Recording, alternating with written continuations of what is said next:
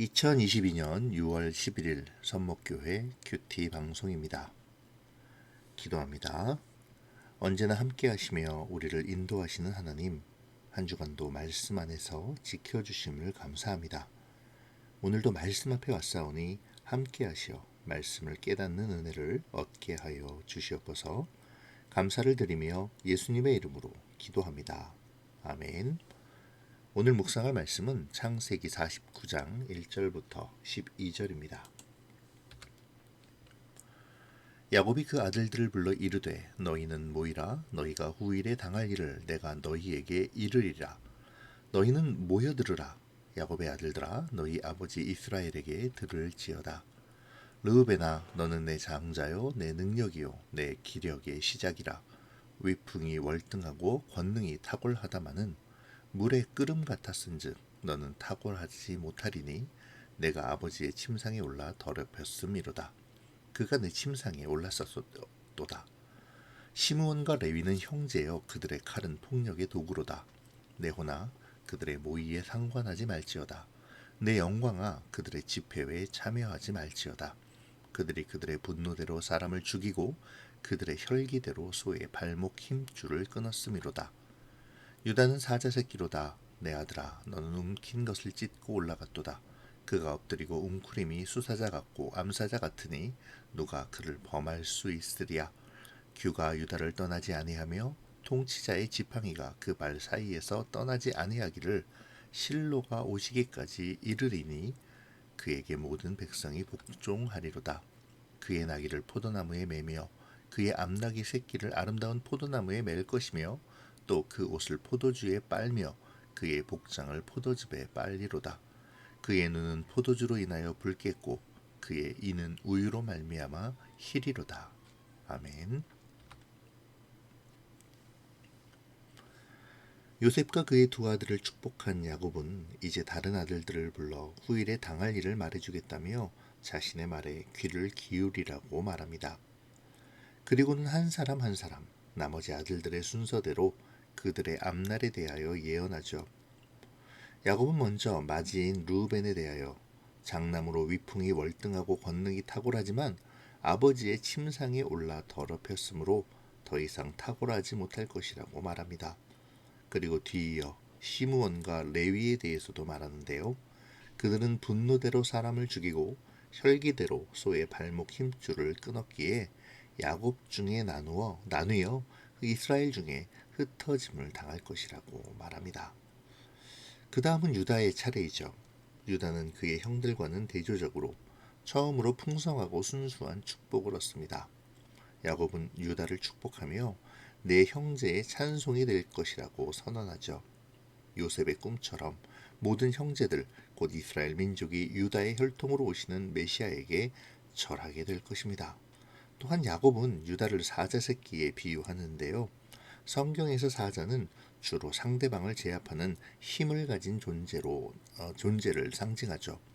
그러므로 이 축복은 훗날 유다 지파에서 이스라엘의 위대한 왕 다윗이 나올 것을 예언하는 것임과 동시에 메시아가 모든 원수를 굴복시키고 궁극적인 구원을 이룰 것에 대한 예언이라고 할 수 있습니다.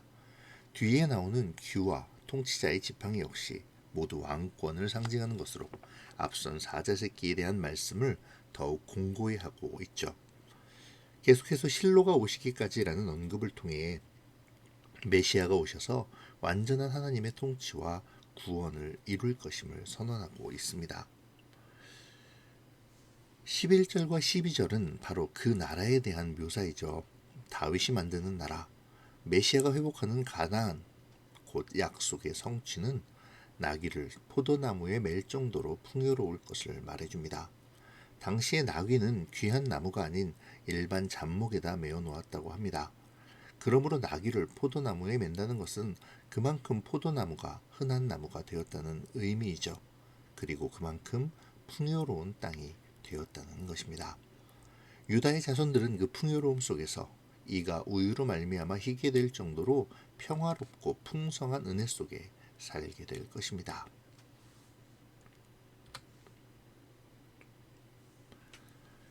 오늘 본문의 내용은 야곱의 12아들 중 4명, 곧 르우벤과 레위와 시므온, 그리고 유다에 대한 축복과 저주의 내용입니다. 이들 넷 중 유다를 제외하고는 다 하나님으로부터 책망과 저주를 들어야만 했는데요. 그 조건은 바로 그들이 행한 일들이었음을 우리는 주의 깊게 보아야 합니다. 장자 르우벤은 탁월하고 권능이 있었죠. 하지만 그가 정욕을 이기지 못하고 하지 말아야 할 폐륜을 저질렀습니다. 어쩌면 그의 장자로서의 권한과 탁월함 그리고 권능이 그를 교만하게 했고 죄에 빠지도록 했는지도 모릅니다. 그 탁월함과 권능으로 문제가 되지 않고 무사히 넘어가도록 했을지도 모르죠. 하지만 하나님과 야곱은 그 일을 알았고 기억하고 있었습니다. 결국 그는 그의 탁월함과 권능을 잃어버리고 장자의 자격마저 박탈되게 되죠. 그리고 그의 지파는 미약한 지파가 되어 가장 먼저 소멸할 위기에 처하게 됩니다. 시므온과 레위 역시 마찬가지입니다. 그들은 그들의 분노를 다스리지 못했죠. 물론 그들에게는 변명할 거리가 있습니다. 악행에 분노하는 것은 당연한 것이니까요. 동생 디나가 성폭행을 당했는데 분노하지 않는 오빠는 있을 수 없죠. 하지만 분노가 살인과 폭력을 정당화할 수는 없습니다. 그들은 분노를 다스리고 적절하게 표현하며 무엇보다 하나님께 신원하여야만 했습니다. 하나님의 명령을 기다리며 자신들의 마음을 다스려야 했죠. 극한 분노는 때로 현명한 판단을 못하게 하고 죄악의 구렁텅이로 자신을 몰아가게 합니다. 결국 그들은 다스리지 못한 분노와 그로 인한 범죄로 말미암아 나뉘어지고 흩어지게 됩니다.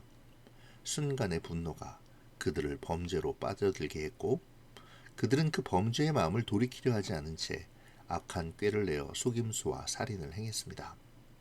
그들은 복수자가 아닌 자신들의 폭력성을 억제하지 않은 범죄자일 뿐이죠. 말씀을 적용해 볼까요? 오늘 르우벤과 시므온, 레위 형제들을 향한 하나님의 책망을 보며 어떤 생각이 드시나요? 우리는 죄에 대하여 얼마나 민감하고 있습니까?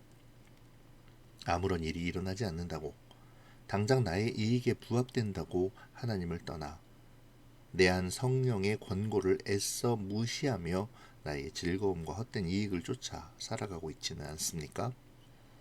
분노와 열등감을 마음대로 표출하며 약한 자를 괴롭히고 화풀이할 대상을 찾고 있지는 않는지요. 이 시간 르우벤과 시므온, 레위의 모습에서 우리의 모습을 찾아보아야겠습니다. 그리고 그들과 같은 책망과 심판의 자리에 서지 않기 위해 오늘의 삶을 주님의 기준에 맞춰 살아가기를 다짐해야 하죠. 오직 오늘이라 일컫는 동안에 죄의 유혹에 빠지지 말라는 히브리서 3장 13절의 말씀처럼 오늘의 하루하루를 부끄럽지 않는 삶이 되도록 주님의 말씀 안에서 주님과 동행하는 우리가 되어줘야겠습니다.